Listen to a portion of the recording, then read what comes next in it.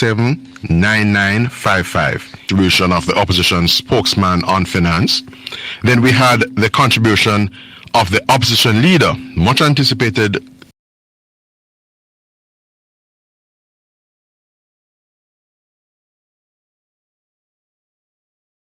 in her element.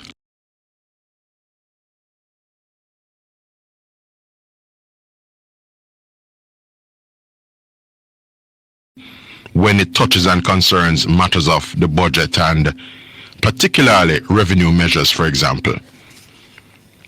We often have that over the years in budget debates. But I think it is unprecedented for us to have had a rebuttal to a budget process, a rebuttal of the parliamentary opposition that has effectively annihilated the parliamentary opposition. So much so that we gather, as news emerged last evening, we gather that the parliamentary opposition, led I suspect by its leader, Mark Golding, will be having a press conference this morning. Can you imagine? We have had 2 weeks of budget debate. Julian Robinson and Mark Golding had a captive audience. Yes, they had an enviable platform to lay out their store, the parliamentary opposition store, the PNP store. What they did was present essentially their wish list. Because as we have since come to hear from Mark Golding, when he rose on a point of order yesterday in the parliament, the PNP's budget contributions or their presentations in the budget wasn't a budget in the real sense. So they essentially gave us a manifesto presentation rather than a budget presentation. And so, for the first time in our history, we have had a closing contribution in the budget debate that essentially has wiped out the platform of the parliamentary opposition. And there's a simple basis for it. In contributing to the closing budget presentation last afternoon, the Finance Minister Fiverr Williams approached it in a methodical, objective, mature, and important way. And that is set out for the people of Jamaica, the people on whom both the PNP and the JLP will be calling in relation to electoral support. The electorate in Jamaica will, in the weeks and months ahead, have a decision to make. They will essentially be determining whether they stick with the responsible, fiscally disciplined, caring, government of Andrew Holness, or whether they will be engaging in a gamble by going with the parliamentary opposition whose platform of proposals and alternatives have now been blown out of the water. And why has it been blown out of the water? It appears, and I said it on the program when I spoke last week, in relation to unpacking and assessing the respective contributions to the budget debate, I started out with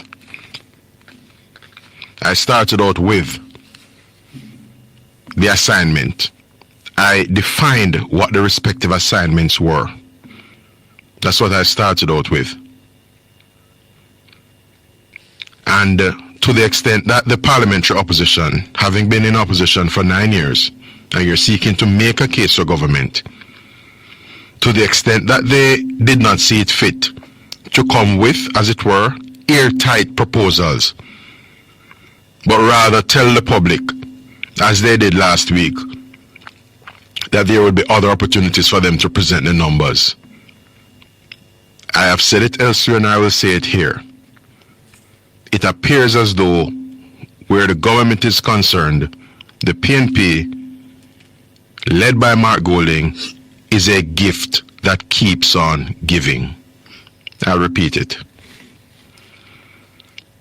For the JLP, quite clearly, in my view at any rate, the PNP is a gift that keeps on giving. Yeah? How could a parliamentary opposition seeking to make a case for political office in this country? You've been there for 9 years now. Mark Golding has been at the helm for 4.5 years, going 5 years. You sat for this entire term of office as opposition leader, leading the team ostensibly. And you have not managed to essentially create, devise solutions and match those solutions with what is workable and sustainable and feasible within the context of Jamaica's financial imperatives and fiscal parameters. You did not present a budget that was costed, opting to obfuscate instead. But quite frankly, we now see why no budget that was costed was presented. Because what they presented would essentially, as the finance minister said, leave us with a fiscal deficit, leave us in the hole by in excess of 200 billion Jamaican dollars. And as the finance minister cautioned, that would invariably constitute FinSac 2.0. That would invariably have cataclysmic ramifications, destructive, perilous, debilitating ramifications for Jamaica and particularly our economy. I want you to listen to Mark Golding in his own words last afternoon in the Parliament, telegraphing to Jamaica that what the PNP presented in these budget debates were not, quite frankly, a budget debate after all, but more so their wish list were they to form government and what they would essentially seek to do over their 5-year term of office if they were elected to form government. This is Mark Golding. Madam Speaker, I rise on a point of order because the minister is misleading the House. We did not present an implied budget for the coming fiscal year. We presented our proposals, our policy commitments for the next PNP government, and we have never said that they will be implemented in the current fiscal year. They are...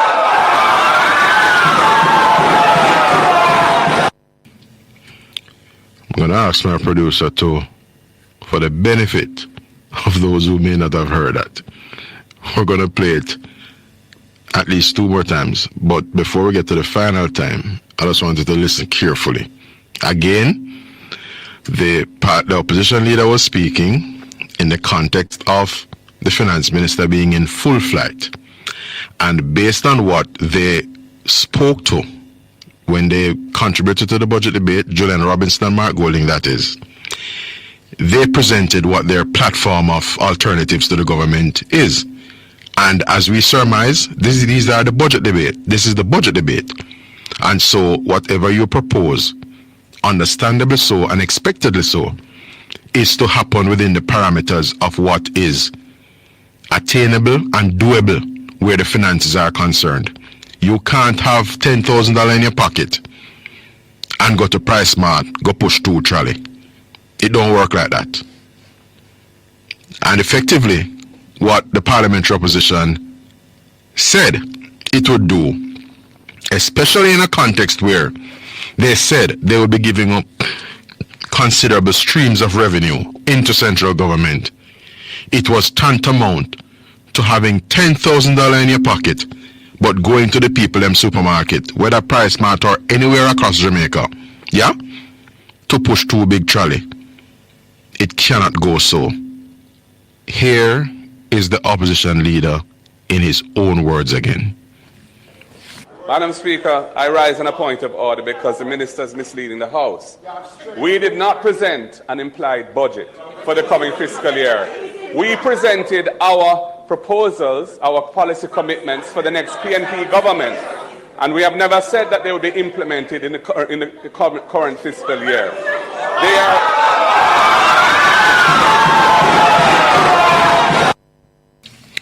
So, listeners, we have just had the budget debate. The finance minister was contributing or making the closing contribution to the budget debate for financial year 2025-2026. Yeah? And in circumstances where the parliamentary opposition did not credibly or even attempt to outline an appropriately costed and sober suite of ideas and alternatives to the government. They spoke to a whole heap of things. They might give Jamaicans milk and honey and pie in the sky. Everything under the sun. Yeah? But they did not do so in a way that would show us the numbers, show us the price tag, tell us what it would cost, and have us determine or demonstrate to us that it is indeed doable, it is indeed achievable, and it is indeed sustainable. Because guess what? That is important because we know where we are coming from as a country. We have collectively, listeners, done too much heavy lifting in this country for us to have it ruined by a desperate and power-seeking outfit. It will be tantamount to sacrificing a lot and securing a bucket of milk and then turn around on the back end and kick over the bucket of milk. It cannot go so. In circumstances, therefore, where the parliamentary opposition did not present a costing for its budget, the finance minister was quite spot on in describing the utterances of Julian Robinson and Mark Golding as constituting the PNP's implicit, its implied budget. Let's be clear on that. All of the something them you say you're going to do. Julian spoke about 4 E's, for example. He spoke about providing corporate income tax relief to MSMEs, micro, small and medium-sized enterprises for the first 3 years of their operations. Yeah? Or for 3 years, whatever the announcement was. He spoke about providing a lunch solution to every student in public education institutions in this country. And they spoke about providing breakfast too. I don't even remember if they had dessert and dinner and dessert in it. I'm not even recalling. So they spoke to that. And then Mark Golding came with a host of other things as well. Not least, employers' tax credit, moving from 30% to 40%. He spoke about giving content creators on social media, people like Dre Bryan, Andre Stevens, Rosalie, Derek Morgan, host of those people, your $1 billion. That's what they're proposing. And they also said, Mark Golding that is, that he will not be tapping the NHT for the $11 billion. So effectively, what they have done is to present a budget where they are reducing the inflows into central government in terms of money. So they're collecting less money, but are telling the people that they're going to be doing so much more. No wonder the Gleaner newspaper, with Joseph Marlon as its chairman. Yes, Marlon, who endorsed Mark Golding in the leadership contest in the PNP, where Mark Golding and Lisa Hanna were in a race as to who should lead the PNP. The Joseph Marlon-led Gleaner Company caricatured, they drew Mark Golding in a cartoon last week Wednesday, holding a hat and pulling a rabbit out of the hat, because only a magician, quite frankly, can do what the PNP has said they would do, collecting way less revenues but spending way more money. It cannot work like that. And that is why the finance minister blew them out of the water yesterday. And she went down the line in terms of the respective sides of the ledger. It cannot work like that. And quite frankly, the PNP has to be told this morning that what they essentially did in this budget debate is to offend the people of Jamaica. They have disrespected, in my view, the people of Jamaica. After all the sacrifice the people have had to make, after the wage freezes that the public sector workers in this country have had to endure, after the $60 billion in new taxes levied by Dr. Peter Phillips on the back of hardworking Jamaicans, to the point where Dr. Phillips was even proposing to go into the ATM machine with each of us as Jamaicans to draw taxes when we went to the ATM to draw our hard-earned money. That is how far they were prepared to go. And after $60 billion in new taxes between January 2012 and February 2016, we have a set of people in their desperate pursuit for political power in this country who would be prepared to ruin all of that sacrifice and bring this country back to its knees and back to collapse, economic collapse. The very economic collapse that necessitated FinSAC 1.0. They are essentially proposing to take this country in a direction that would trigger FinSAC 2.0. What can go so? And so they did not cost their budget, so the finance minister costed it for them. And as we continue to gauge reactions, and as we look back on the budget debate, we should as a people feel deeply offended that in 2025, with information at the fingertips of everybody, with ChatGPT, with AI, artificial intelligence, with all the research and information gathering tools that all of us have at our disposal, for the parliamentary opposition in 2025, the modern era, to present a budget that is not appropriately costed, it is very disrespectful. We're going to go to the break with the audio of the opposition leader, yet again, in his own voice, because quite frankly, it is very, very instructive. What we have heard from the horse's mouth is essentially that this budget debate wasn't, as far as they're concerned, about the budget at all. Here's the opposition leader in his own words. Madam Speaker, I rise on a point of order because the minister is misleading the House. We did not present an implied budget for the coming fiscal year. We presented our proposals, our policy commitments for the next PNP government, and we have never said that they will be implemented in the current fiscal year. They are